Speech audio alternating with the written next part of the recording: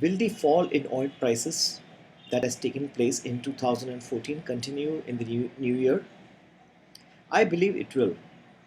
The relentless fall in oil prices that has taken place, almost 50% between June and December of 2014, is expected to continue in the new year as well. Reason being that there is an oversupply of oil.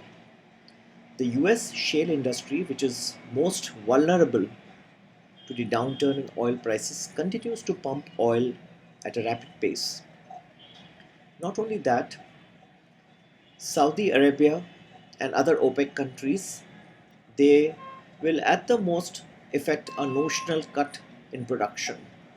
So oil prices this the year 2015 will continue to remain low, at least in the first half of the year.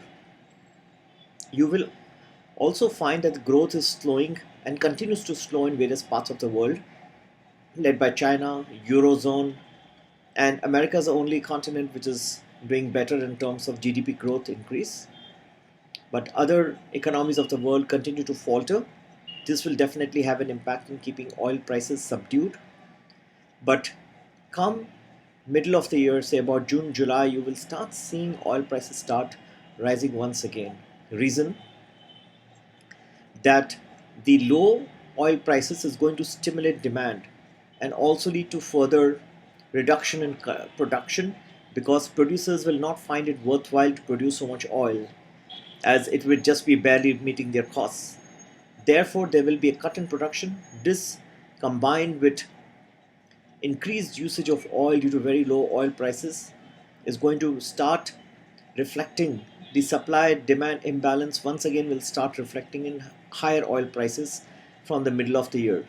So those economies which are heavily dependent on oil as a main means of import, like India, should take advantage of the situation, but it is not going to last too long.